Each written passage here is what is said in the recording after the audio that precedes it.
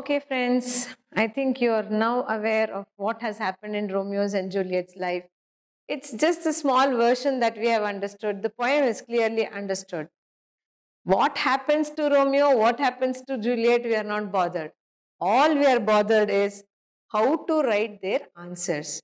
The answers that we will be getting in our questions, the 4-mark questions, the 6-mark questions, how to finish them off, because once we have read Romeo and Juliet, we get various thoughts in our mind. We have our own explanation of our own feelings about love, but nobody wants that. Everybody, every evaluator just wants what Romeo felt for Juliet, what Juliet felt for Romeo, not what your feeling for somebody else is. So let us concentrate on the questions and the answers that we have to do. Your question bank, your question booklet, it has all these questions.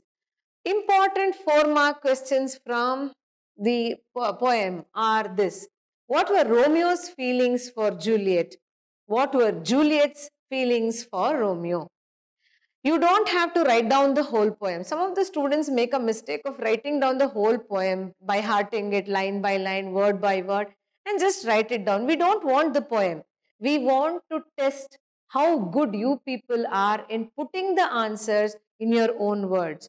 So make use of your grammar, make use of your sentence formation, and write down the answers as far as possible in simple but in your own words. Do not try to reproduce anything. Please remember one thing, English is not learnt by hearting anything. You have to understand and then you have to write it in your own words. When you are writing the answer on Romeo's feelings for Juliet, we all know we'll be writing about Romeo coming there and standing. She doth teaches the torches to burn bright. That is how it starts. You just write down the sentences and in between, please note that you will be using the words from the text. You will have to, in fact, that is called like quoting the words. You have to quote the words from the text. When I was explaining to you about Romeo's feeling and Juliet's feeling, I've also told you that you need to underline certain words. Remember, dear friends, you have to underline the words that you have quoted from the text.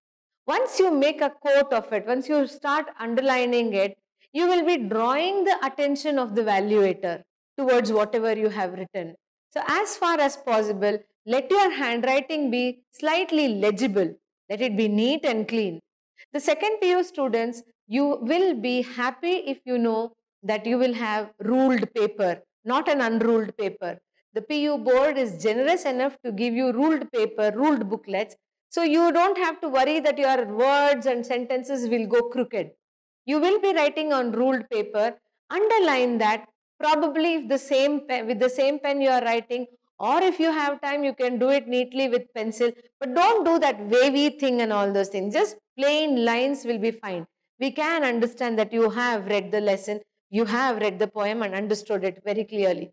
Romeo's feelings for Juliet, all those important points like teaching the torches to burn bright, the snowy dove amongst the crows, the rich jewel in the Ethiopian ear, her beauty is very rich for use.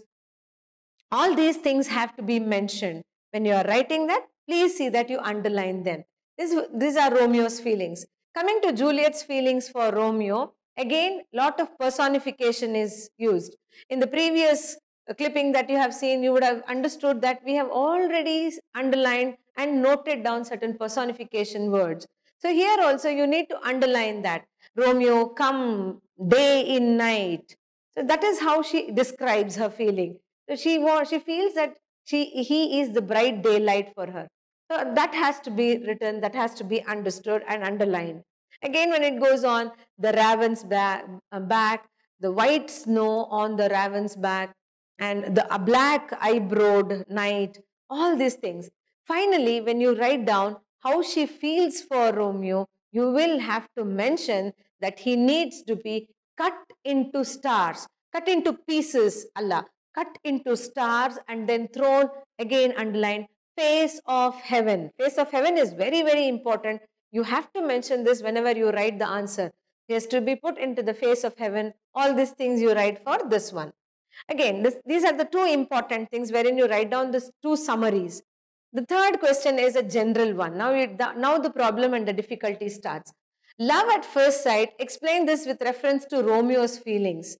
When you read the poem, when you read the summary, you would have understood how Romeo would have felt for Juliet. So you will have to write down using the same verses that are there, that are prescribed in the textbook. As far as possible, don't try to put your feeling into Romeo's mouth. Okay, let him not be your mouthpiece. Don't write anything personal. You just have to write down whatever is given there. You just have to mention the same words and then tell the evaluators, tell your teachers how he had felt for Juliet in the first sight. Next thing is, the next important question is, what similes does Romeo use? Again, you have to mention only the similes. Please understand, when a question like this is asked, you don't have to write the whole poem. Don't write anything about Shakespeare. Don't write anything about the Capulet and the Montague family. We don't want the pros and cons of these verses. We just want to understand how much of the language you have understood. Just write down only the similes. If possible, try to explain these similes in connection with Juliet's beauty. And that will be completing your 4-mark questions. Remember, dear students, any that is given to you, please attempt to write. Whether you write at least 5 lines or 6 lines or whatever it is, attempt to write. Remember, 4-mark questions generally, a decent page or decent length is almost 3/4 of a page. 3/4 of whatever booklet is given to you, 3/4 of that is a general and a happier length. Anything less than that, the evaluator is forced to give you only 3 marks. Anything more than that, the evaluator is again tempted to cut marks. So don't do that. Just stay within the limit and write down whatever is asked. Don't write too much extra or anything very less. This was about the 4 marks.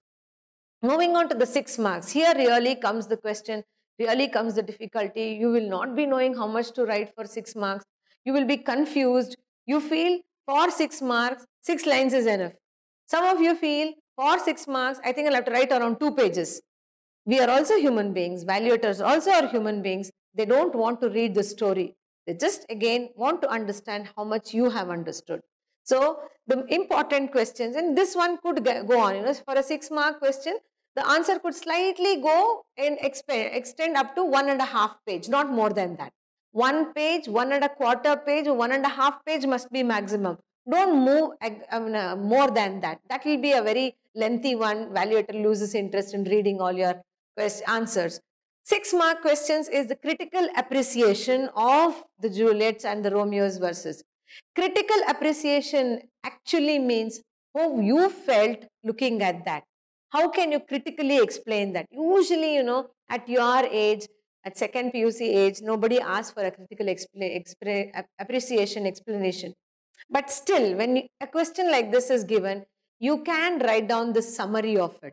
How it was, like how did they see each other, how did they feel for each other. Just try to shorten the summary that is given to you in your text and in your prescribed book by the material here. You just try to shorten it and then finish it off with that critical appreciation. Now comment on the imagery, night and day and black and white. Images are the pictures that are seen while you are reading the text. We have in Juliet's verse, she says, "You are my day in night." How these two things are contrasted. And the black and the white. Ethiop's face is black, Juliet's beauty is gold. So again, that is contrasting. How is it commented using all these things? Again, you'll have to slightly move above your standard and talk about love in the enemy families. Right? Parents hate the other parents. There is a lot of hatredness, going to the verge of killing each other. Okay, in spite of that, there are beautiful small roses which are fond of each other, 2 small young kids loving each other. That is love. So these are the contrasting images.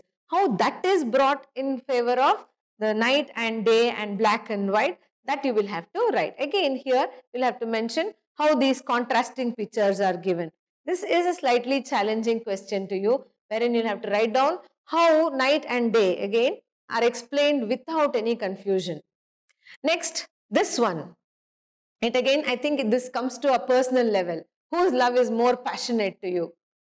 According to my knowledge, these kinds of questions will not be asked, because again, it now talks about personal opinion. For me, Juliet's love could be more passionate, but somebody else, Romeo's love could be passionate. But anyway, we have to discuss this. Any person's love being more passionate, you can give, but please give proper justifications. Tell why you felt that that person's love was more passionate to you, and that will be sufficient. Of course, when you're writing here, remember, again I'm telling you, do not write your personal opinions. Try to take the words from the text, highlight them, underline them, and see that you just are within the limit, within the word limit. All the best. So students, we have come to the end of this particular session. Hope it was really worth, and hope you have gained enough points out of it or knowledge out of it, so that you are ready for that particular question answer. Romeo and Juliet, to be really frank, one question which is we expect you to write. I have gone for evaluation almost for whatever the tenure of teaching I have gone. That much years I have gone for evaluation, and one question what we expect, what we want to look at is one Romeo and Juliet question, and most probably it will be the first question. Of course, if the question is not there in the question paper, obviously you cannot attempt it, but if ever it is there, we expect you to write it. Please attempt that question, number one. Number two, put in lot of quotations from the text, so that it is constructed very nicely. I think madam might have given you excellent feed on how the question answers can be attempted. So let this be in your basket, Romeo and Juliet, a must attempt question answer. Please keep that in mind. See, how many of you remember that 2 year lesson ka question wherein the kinglet, who was supposed to change the death penalty into the life imprisonment, why did he do that? There are actually two reasons. Can you think of that? Okay, one more question is that in the 2 year lesson, when the pension was given to the prisoner, it is something around one amount was charged. Do you remember that? Okay, if it is so, I don't want to ask, I don't want that answer. I want to know actually what was the amount which was actually the expense throughout those tenure where he was in the prison. Can you look at that answer? It is not exactly the same answer which you will be giving for the pension. Just there is a glitch out there, there is a change out there. Now this particular answer you will be getting in the next session, which will be coming down in the evening as such. So please do attend the evening session as well, and hope you are going to enjoy your day for today. Thank you very much.